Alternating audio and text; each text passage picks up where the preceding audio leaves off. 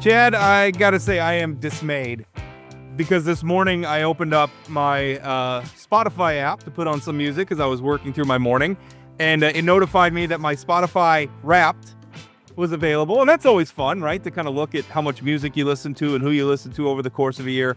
And the first thing it tells me is my Spotify age is 72 years old. Yeah. 72. Can you believe it? No, yes, I can believe it, but I think more importantly, I dug a little deeper into your numbers when you posted on Facebook, and I got to tell you, super impressed that John Prine was your number 2 artist. I listened to John Prine. It's interesting. I didn't get into John Prine until after he died, though. Really? Wasn't that familiar. But your number 3 artist was Cake. I think it was number 5, actually. Whatever. Yeah. It's number 3 in my head. But I don't know what you've got against Cake. I don't have anything against Cake. I just can't imagine with all the different music that could be in your top 5 that the band that brought you that Long Jacket song is in your top 5. So I'm so impressed with John Prine and so disappointed. Cake was number 4. We were both number 4, right behind Warren Zevon. All your other 4 are great, and then Cake doesn't belong in there. They got some songs I like, man. I don't know what to tell you. I'm bearing my soul about my musical tastes online. I am upset about 72, but what are you gonna do? I would have guessed 70. All right. I'm the one who always makes fun of you for being old. Yeah, I mean, in all honesty, for all the crap you've given me for being the old guy on this show. By the way, I was taking a selfie the other day with a group of people, and I was like a 90-year-old trying to take a selfie and try to and it's the first time it really hit me that I was trying to. My wife and I were trying to take a picture of the family in front of the Christmas tree. We wanted to make sure everybody was in. So I was trying to use the AI thing on my Pixel phone where you take a picture and then you swap with somebody and and then it'll stitch the 2 photos together. So everybody's in the photo. Kind of neat. My wife and I could not figure this out. Took us 20 minutes. I felt I was having flashbacks to when my dad couldn't program the VCR. And I had to step in, which that also probably dates me that I remember when VCRs were a thing. Anyway, hey, our guest is rolling her eyes and wondering why the hell she's party to this conversation. She's agreeing with her eyes that Cake is terrible. Cake is not terrible. Cake just did a tour, and my husband and kiddos went and saw Cake. I think they came to Sioux Falls, but they saw them in Mankato. So I love the what's the bucket seat song, the stick shifts and that's a great song. I play that for my wife all the time. I play it for my wife. When I was in high school, my first car was a truck. They had a bench seat in the front, right? Which was great because when I was driving a girl around, it'd be like, hey, you should sit in the middle. Snuggle up. It's a song about that. It's a great song, Chad. Don't shake your head. It's a wonderful, wonderful song. Hey, by the way, the voice you're hearing is Shelly. Snuggling up in your pickup truck is what I'm struggling with here. All right. Well, the voice you're hearing, that's Shelly 10 Napel. She is the head of Community HealthCare Association of the Dakotas, so North and South Dakota. And she came on because we've been talking a lot about healthcare. And why wouldn't we be talking about healthcare? Back in August, North Dakota Insurance Commissioner John Gottfried came on this show and said Congress has got to renew these subsidies for the ACA exchanges, Obamacare exchanges, whatever you want to call them, that we got to renew them, or Americans, North Dakotans, are going to get whammied with some massive premium increases. There's tens of thousands of North Dakotans. I'm sure the story is the same down in South Dakota, probably more because they've got a bigger population than we do. Here we are in December, and it's still not done. And at the time, our insurance commissioner warned, they can't just wait till the end of the year. They need to do it now. Well, we're at the end of the year. It's practically 2026, and this still isn't done. And so I'm here to talk with Shelly. Wanted to come on. She asked to come on the show to talk a little bit about this because, Shelly, I'm looking at this. This has got to be a hardship. I mean, there's a lot of North Dakotans, a lot of South Dakotans who are thinking about, they want to buy things for Christmas. They want to maybe take a holiday trip. They're thinking, of course, after the New Year's always can be kind of a rough financial time for a lot of people.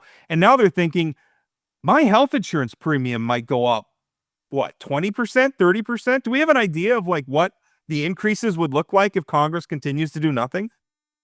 Yeah, absolutely. And thank you guys for having me. I was shared earlier, but I've loved the And conversation. by the way, thank you for stepping in and defending me on my musical taste from chat. That was very much appreciated. You're welcome No on the show problem. anytime. I think Spotify thinks I have the taste of a 10-year-old boy because I'm always playing my son's music, and my husband won't do it. He's like, I don't want to mess up my algorithm. So it's always me that has to play his songs. And so I'm worried what my rap is. I did have a Spotify rap where like the soundtrack for Moana was my number Yeah, one, and that was I because my know. kid every time we got in the car, my kids had to have it. Yes, absolutely. So let me just, for those who aren't like knee deep into what the marketplace is versus what, all the other ways people can get coverage, let me just back up a tiny bit and just remind folks that the marketplace is a place where people can buy individual and family coverage. And it's really focused for people who aren't offered employer-sponsored coverage. So that's your farmers and ranchers, that's your small business owners, that's your gig workers, and those who just work for employers who can't afford to offer health coverage. So it's about a little over 40,000 people in North Dakota who buy their coverage there. And it was created to really be a marketplace. And I'd love to just share a little bit more, if you're interested, about kind of why it was developed and the problems it was trying to solve.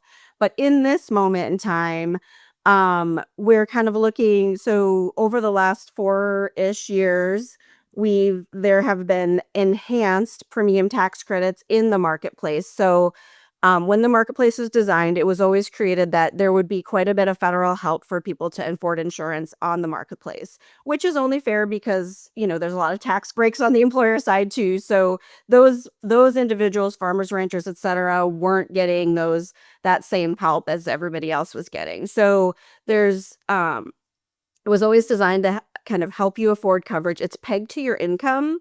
So 133 up to 140 or 400% of poverty. You have to put a certain percent of your income towards coverage. So when you ask the impact, it gets a little challenging because the cost is impacted one by age. So coverage is more expensive if you're older, which makes sense. It's impacted by your income and then your family size. So all of those things come into play. And I have a little example if it would help kind of walk through what those impacts could be for individual people. But that's what's at stake, these enhanced tax credits, and they are going to have a big impact on family budgets for sure. Shelly, the conversation happening in Washington, and I mean, healthcare, health insurance is very complicated. It's a very complicated policy, but it feels like right now that the folks who are not interested in extending the enhanced subsidy are basically saying this won't fix health insurance, so therefore we shouldn't do it. And this was only supposed to be a short-term thing. And the conversations we've had on the show with the insurance commissioner and others is this is sort of it helps us bridge to a time where we can do something bigger on health insurance and what the providers are charging people and what insurance companies are charging and whatever. But it doesn't feel like we're having a real conversation because we're still dealing with the concept of a plan from the White House. There's no actual plan to fix this thing. So, are you saying the subsidy will solve the problem? I assume not. What then? What else can be done in the marketplace? You brought up farmers and ranchers. Farmers and ranchers are hurting a lot of other places, not just health insurance. And it's scary for places like North and South Dakota. So the subsidy gets put back on, then what?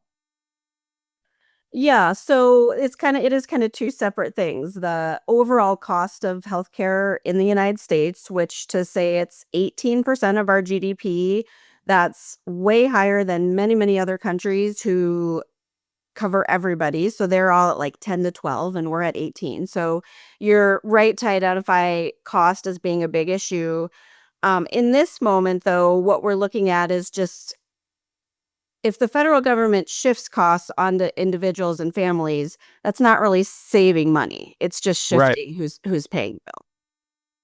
So let's talk a little bit. I mean, do you have some examples of the sort of monthly or annual increases that, I mean, let's put a number to it, because we're kind of talking, in the abstract, it's not a $30 a month increase, I'm assuming. Can you put some numbers to that? Yeah, absolutely. So what I did is I kind of went out and looked at what's the median income in North Dakota. So for those, middle school math, median is like that middle, so 50% below, 50% above. And that number in North Dakota is 88,000 household income. So let's just assume you're a family of four, 2 adults, 2 kids, who is trying to buy health coverage on the marketplace. So with enhanced premium tax credits, you would need to pay 4.95% of your income. And that's pegged to a benchmark plan. So if you want to pay more or want to pay less, you can choose different types of plans, but just kind of to keep it at the benchmark. So like with the enhanced tax credits, you'd pay 4.95% of your income. That'd be $363 a month, or $4,300 a year. So without the enhanced premium tax credits, your percent goes up to 9.16 for that family of four, which is $672 a month. So it's more than double, 363 to 672, and your annual for the year would be over $8,000. So that kind of gives you a little bit of a sense of kind of the impact on family budgets that losing this enhanced tax credit. $8,000 a year. Yeah, I mean, you tell me how many families can afford another $8,000 a year out of the blue. And Shelly, what kind of plan are we talking about there? I mean, because I've heard stories of people looking at the market that are deciding they can't afford it because it's a bronze plan and the deductible is $24,000 a year. And so those people are trying. So when that scenario where it goes up to, an $8,000, what kind of plan is that?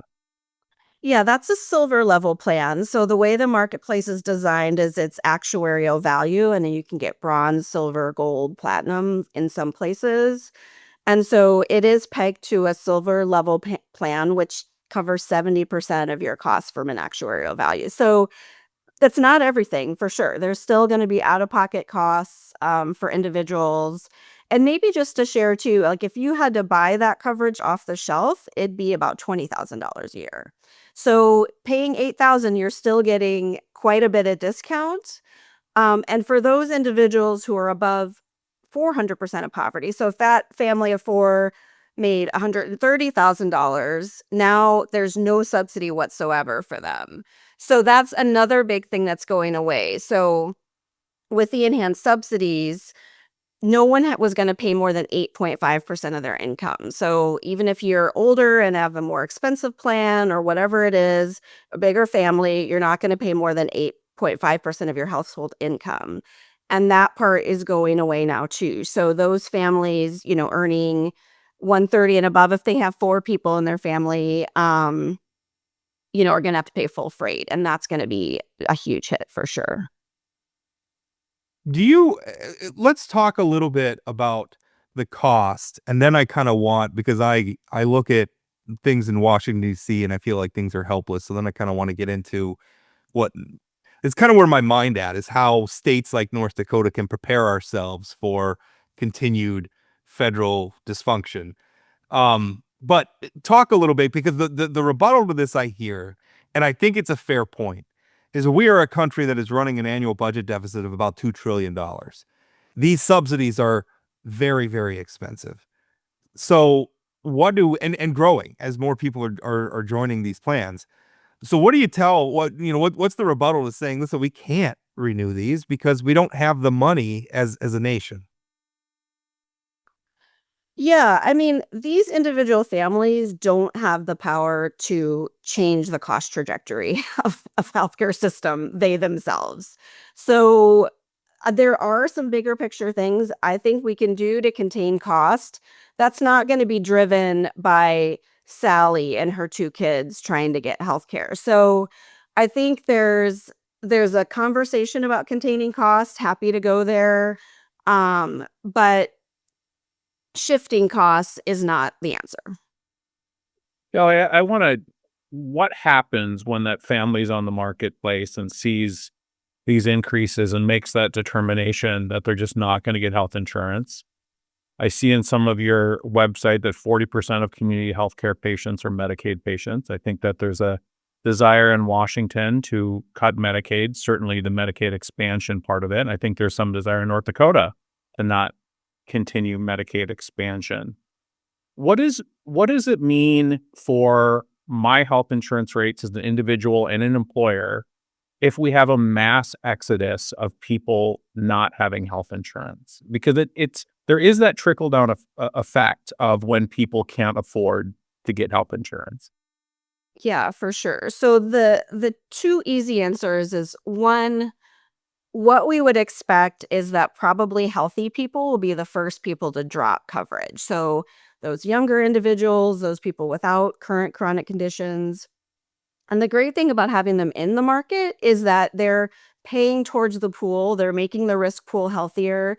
So when health plans knew that they had to submit rates for a lower premium tax credit, those rates were higher because they were already thinking, okay, a bunch of healthy people are going to drop out of the market, our risk pool is going to get sicker, and so the costs are going to go up for everybody. So for those individuals who don't get the premium tax credit, they're going to feel the crunch of that. So that's a piece of it. And then, of course, we represent healthcare providers across rural and urban communities. And when that coverage levels go down, that's more people who aren't able to pay for care, who are turning up, at a later stage of health conditions, that kind of thing at the hospital. So it certainly has an impact across the system for sure. So what do we do? I mean, I agree. I just asked you the question about the cost. I don't think we have the money. I also don't think we have a choice but to do this. We've put ourselves in this position through a lot of foolishness. I think the marketplaces are probably are a good idea in theory, but we've got to get a way for them to function in a self-sustaining way where the taxpayers don't have to subsidize them. So what do we do? I mean, I think we ought to continue the subsidies, but have that be part of a larger package towards a reform that can tamp down. So what can we do at the national level? Although I have little hope for them doing anything productive. What can we do at the national level? And maybe more importantly, what can we do at the state level to get our arms around this?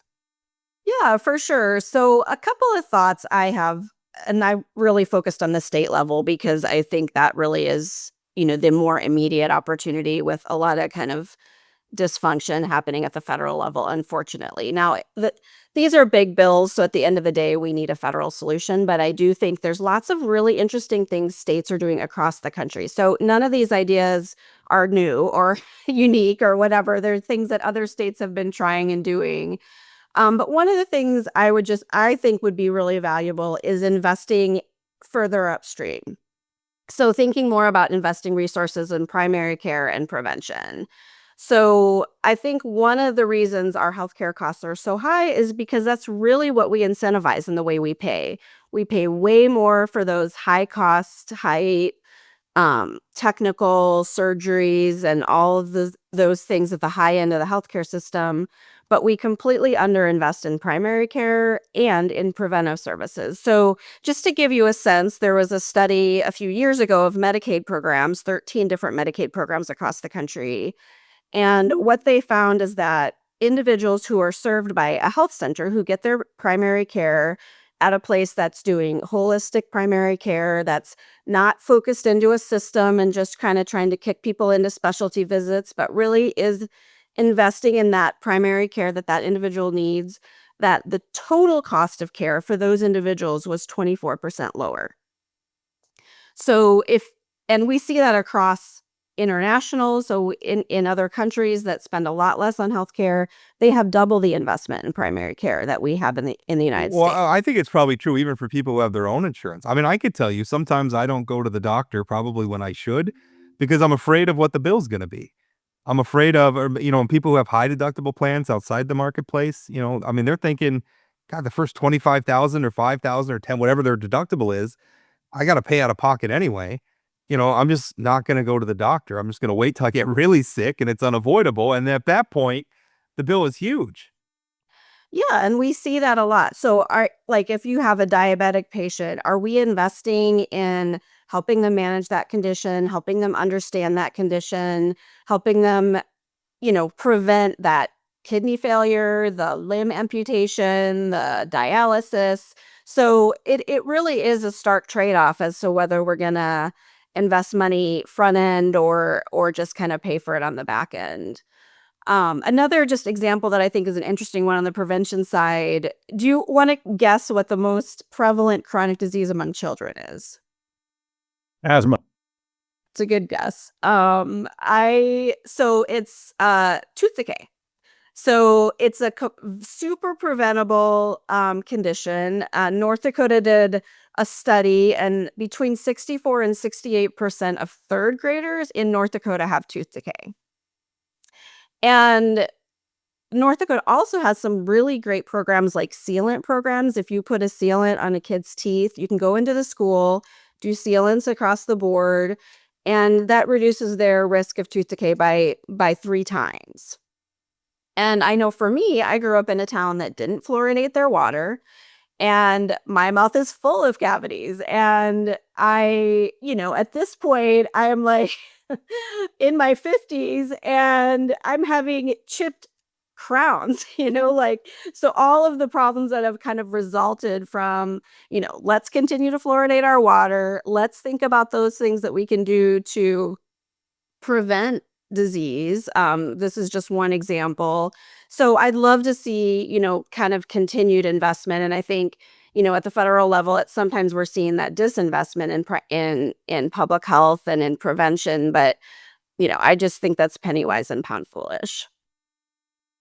We could do a whole podcast about how we should better utilize our schools as a place to provide these basic services in community schools. But I want to shift gears a little bit to healthcare providers. You said you obviously represent healthcare providers, a little different healthcare providers than the big systems that often we talk about with the Sanfords and those kind of things. But I'm a firm believer that healthcare providers, health insurance companies, Republicans, Democrats, everybody in the whole system has to come to the table and care about what's going on with consumers and making people healthy. But we've expressed some frustration about lack of transparency from healthcare providers and how can the customer, I mean, we love to talk about free market, but I have no idea what it costs. If I have to go down to the emergency room, I'm just going to go. So what can we do on the healthcare side in terms of transparency?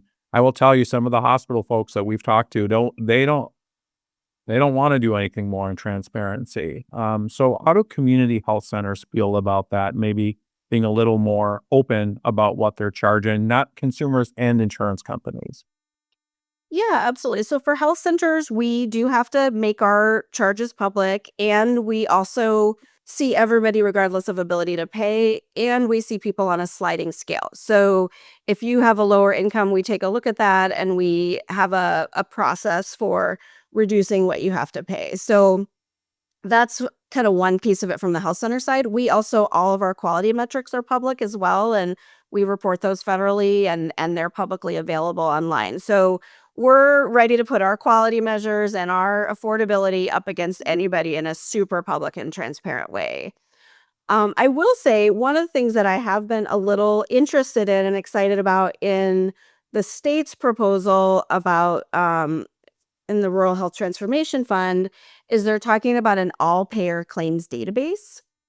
So and I know you guys have talked about this, but there's kind of three things happening in charges. One is the super high charge that you're seeing, like at hospitals or other places that almost no one pays except if you're uninsured, which is unfortunate. Then you have your commercial rates, which are negotiated. And then you have below that your Medicare and Medicaid rates that are set based on the complexity of that condition, and they're kind of more nationalized, at least on the Medicare side.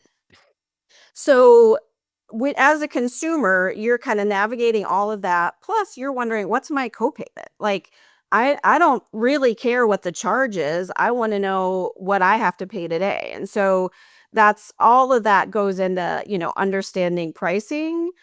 But what an all-payer claims database would let us know is like, what was the actual amount paid for each of these services, if people are covered by insurance. And so what states have used that data for is to understand, okay, why is this hospital system charging twice as much for the same, or getting paid, I guess is a way to say that, getting paid twice as much for the same service. And then what are the quality outcomes? Are they any better? And I think what states have seen, other states who've used this, as they've seen, they're charging twice as much, but the outcomes aren't any better. So it starts to help you trend healthcare costs over time. It helps you understand, what are the cost differentials, and it can help you identify where are like our cost problems. Like, what are those things that we can identify as real needs? I know for us as health centers, one of the things we really look at, so 50% of healthcare costs are incurred by 5% of people. So honing in on a good chunk of that 5%, I mean, some of them end of life, other things you're not going to change that trajectory, but honing in on those high need individuals and really supporting them with, how do we get their care coordinated? How do we help them manage their conditions? That investment is not paid for now in the healthcare system, but could have a huge impact on total cost of care. What do you think about that's really interesting, but Chad said that healthcare, health insurance and healthcare really not a free market. And that's because, I most of us aren't choosing our plans. I mean, actually the experience of the people in the marketplace is very different from people who get employer-based insurance, because I didn't pick my employer's insurance policy. It's just the one they offered me when they hired me. You should form a union at the farm, because our union here at North Dakota United is involved in picking the plan. Anyway. Thanks for that, Chad. So anyway, boy, you knocked me completely off. To me, it makes me, the situation that we're in with healthcare and health insurance makes me think of the situation we're in with utilities, where I don't pick my electricity provider. I don't pick my natural gas provider, right? They have a franchise and they're the one, and then I have to buy. And because of that, the Public Service Commission approves rates. And even in the insurance industry, Insurance Commissioner Gottfried approves premium increases. And they have to come in and they have to make a case and they have to justify it. Are we at a point where we tell healthcare providers, you have to come in before a regulatory body and you have to justify your prices? Because I think we're at that point. And I mean, it gives me hives. I'd like to live in an Ayn Randian utopia where this could all be set in the free market, but that ship sailed a long time ago. People are being hurt by this. And we could talk about insurance all day, but all insurance is covering is the cost of the healthcare. That's the problem. And we're not doing anything to regulate that. I'm thinking maybe Sanford, Trinity Health, St. Elect, all of them. You have to come in and you have to justify your prices. Is that a solution worth looking at? There are states that have done that. So their insurance commissioners have done a couple of things. One, they've said, we need a certain percent investment in primary care, just as a basis for approving rates. And the other thing they said is, we don't want to see a rate increase over blah. So you, insurance company, work it out with providers. I mean, those are, ongoing negotiation. But where is the downward cost pressure in the commercial market, in other places? And so some states have done that. I will say other states too. How has it worked for them? I think it's worked. I mean, it's, healthcare costs are higher than we want them to be kind of everywhere. And it's a little bit of a political decision too, because we're a really wealthy country. If we want to have really generous healthcare, we can, but then we just have to recognize low-income people cannot pay $20,000 a year for it. And so then we just need to resource it. But yeah, I think it has been effective in kind of bending that cost curve in states that have tried that. I think other states have also looked across the board and said, are there quality metrics that we want to have, statewide? For us as providers, we have different quality metrics for every single payer that we interact with, whether it's Blue Cross Blue Shield or the federal government or Medicaid? When is there going to be more alignment so that we can really orient our work towards improving quality, improving value, and reducing, high cost, avoidable hospitalizations? No, Well, I think Shelley, one of the can I I'm just sorry, go ahead. make just one more comment on that? I think one of the things that you said earlier that is really spot on. The consumer isn't thinking about what the hospital is charging their insurance company. They're thinking about what their copay is, what their deductible is. That's why we need regulators that will come in because I'm as a consumer, I'm still paying in my insurance rates what that hospital is charging my insurance companies. So, I do think we need to figure out the regulation here because consumers can't do this. And we've got people on the show before who've said, well, it's too complicated for consumers. Yeah, no kidding. It's too complicated. I think it's too complicated for most elected officials. It's too complicated for a lot of people working at hospitals. So, just a final question. There's no answer to this, but it seems there's no incentive right now for healthcare providers and insurance companies to bring down costs because they're making money with the current system. Is there something that the state or the feds can do to force people to the table to say, this is not working? We need to bring people together to bring down prices. Or like Rob has said about the federal government, are healthcare providers and health insurance companies just too dysfunctional or they can't work? I mean, is there hope? Yeah, I mean, I think there are a lot of incremental things we could do. And I think sometimes we get in our system in this like big bang, like, can we totally change everything? And like I'm not totally against that. Like I could get on board with some big changes. But I think what we don't do well is like with the marketplace. We passed the marketplace, but then it was so politically toxic.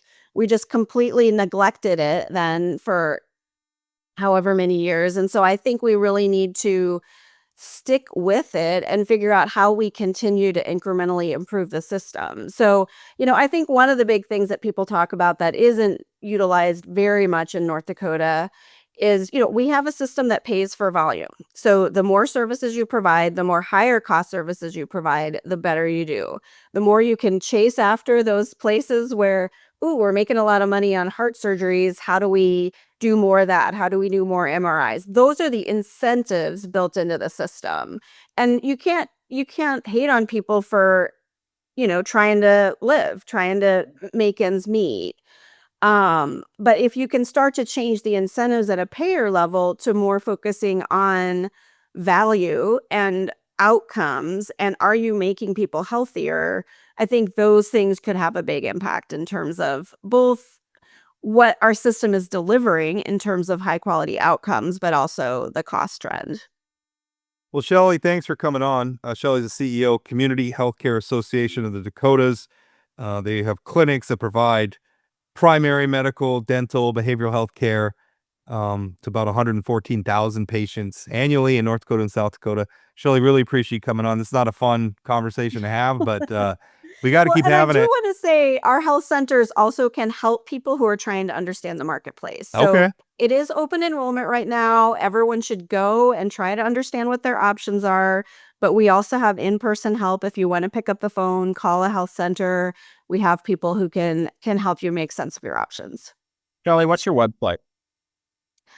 Get Covered North Dakota is where you can find a lot of that information, but communityhealthcare.net is our organizational website, and you can see where the map of where all the health centers are located. Thanks, Shelly. And Shelly. Thank you, guys.